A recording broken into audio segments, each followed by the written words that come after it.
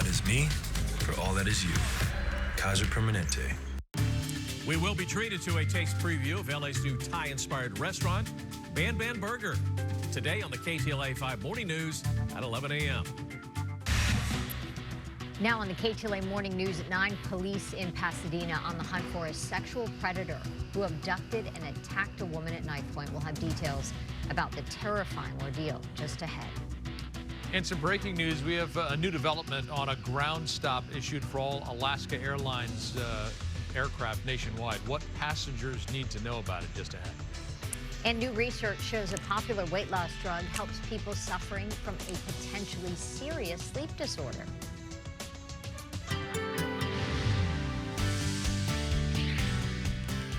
I was up at 11 o'clock last night filling out bills or, paying off bills. Why? I don't know. I couldn't sleep. I was up watching Hoarders, the TV show. See, there you go, yeah. Really unnecessary. Yeah. At 10 o'clock at night. At 10 o'clock at night, yeah. I fell asleep, and then I woke up, and I was like, okay, let's go do the bills. 68 coastal, downtown Los Angeles, 76, 80 in the San Fernando Valley. High Desert, 83. Inland Empire also at 83. In Orange County, inland, 79 degrees. I'll give you all the details on a fantastic weather forecast in just a moment. Jessica, back to you. More on this breaking news. This morning, a nationwide ground stop for all Alaska Airlines flights has been lifted. Here's a live picture from LAX. The ground stoppage also affected all Horizon Air flights. More than 300 planes were affected by this. Horizon is owned by Alaska Airlines. Alaska Airlines says the system it uses to calculate weight and balance for flights was not functioning correctly. Carrier halted all flights as a precaution. Delays, though, are expected throughout the day. Its partner airline SkyWest, which provides regional service, was not impacted by the ground stop. An Ontario high school student accused of plotting a shooting on campus has been ordered to stand trial on attempted murder charges. Prosecutors say 18-year-old Sebastian Villaseñor planned to target students at Ontario Christian High School. He was arrested in February after his sister reported his strange behavior to school staff. While searching his home, officers discovered several rifles, handguns, and ammunition.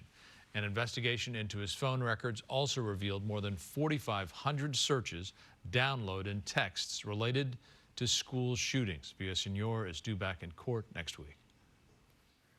Pasadena police are searching for a man who sexually assaulted a woman after abducting her at knife point. KTLA's Andy Rose Ramos live in Pasadena now with details about the terrifying encounter. And more from authorities as well. Annie Rose, good morning. Hi, Jess. Good morning to you. That suspect still remains on the loose at this hour. I want to bring in Lisa Derderian. You are a spokesperson for the city of Pasadena. Tell us a little bit more about what happened here in the parking lot we see behind me and what we're learning at this hour.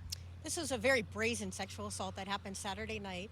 A young lady was getting into her vehicle. The gentleman got into the back seat. Led to a short drive around town. Then he released her. She was able to get away. We are hoping to release video this afternoon. We're looking for the public's help and try to identify who this individual is. This heavily populated area, vehicle traffic, pedestrian traffic, we hope somebody saw something and can call in right away. But we need to make sure this person is put behind bars with this very brazen sexual assault.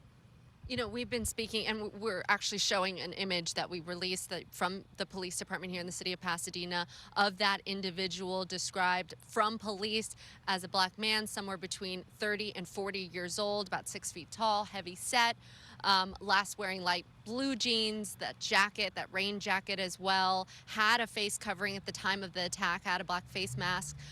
We were speaking to people who, there are 2 bus stops right around the corner, right. Women specifically, who are really concerned about this. What is the city and police telling those folks who are in this area in and out of it very often? We need everyone to be cognizant of their surroundings. When you get into a vehicle, make sure the doors are locked. Don't focus on your phone so much. Be aware of who is around you. When you get into your car, when you stop at a red light per se, leave some distance between you and the car in front of you. If you do need to get around them, we see people these days that just looking at their phones constantly. Be aware of your surroundings, whether you're walking, you're driving. This appears to be an unhoused individual.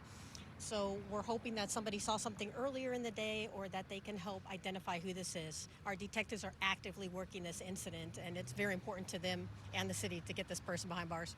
Thank you so much, Lisa. Detectives actively working this incident. That suspect still on the loose, but as you heard, video expected out in the coming hours by the end of the day today to get a better idea of who this individual is so people can be aware and aware of their surroundings and be on the lookout.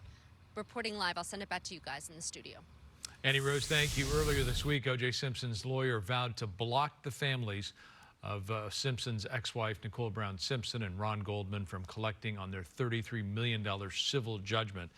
Now that lawyer is changing his tune. The Nevada-based attorney, Malcolm Laverne, claims his earlier remarks were harsh, and he was reacting as Simpson's friend and not as his executor. He now says he intends to invite the Goldman and Brown families to go over the estate and their claims. In 1997, the families won a $33 million civil judgment that found Simpson liable for the deaths of Brown and Goldman. I'll tell you what's in the trust. Not going to be surprising. It's just basically everything that Simpson owns. And what that is to be inventory.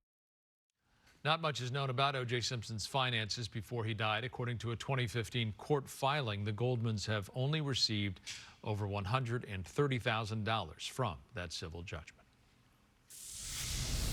A Boeing whistleblower is on Capitol Hill this hour testifying to a Senate committee that the 787 Dreamliner should be grounded.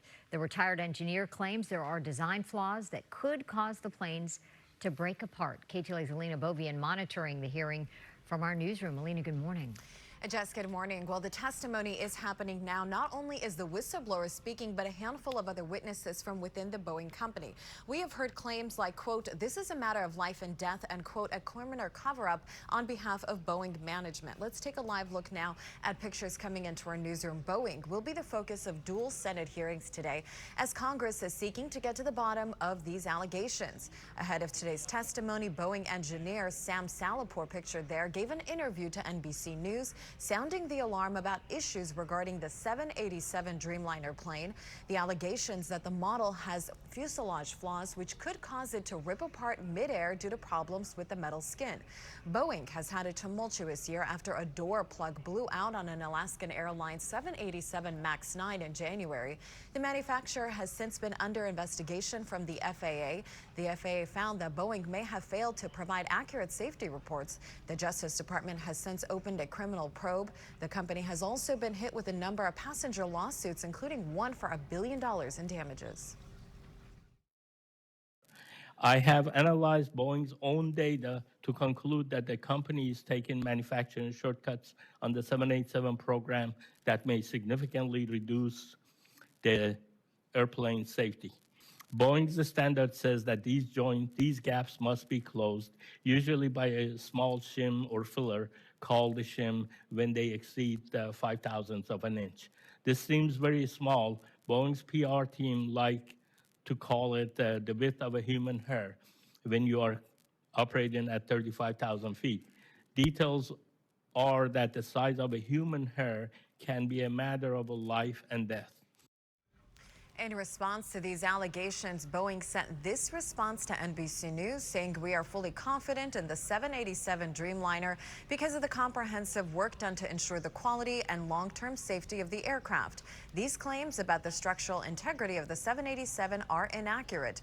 These issues do not present any safety concerns. Now, Boeing claims that they have ran more than 165,000 test landings and takeoffs. That's 3 times more than the typical lifespan of the 787, and has inspected nearly 700 planes already in service, saying that they have found no evidence of fatigue. We'll send it back to you.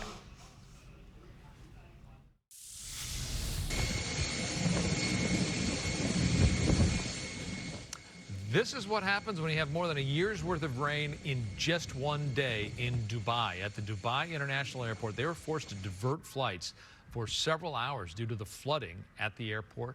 Rare storm dumped more than half a foot of rain in 24 hours. It also left major roadways underwater, stranding people on top of their cars, prompting dozens of rescues. The rain is expected to dissipate today. but it's a desert area. You Yeah. get a lot of rain. Right. You got nowhere to go. Yeah, Yeah. we know all too much about that, and that is really bone-dry desert. Okay, we've changed our camera. Right now, we're looking at the camera from Lake Arrowhead, Sandus Village. Not 100% sure that's correct. I'll check into that. What? It is? Okay, very good. 60 right now, same temperature as it was yesterday at this time. The relative humidity at 83% and winds from the south-southwest at 3 miles per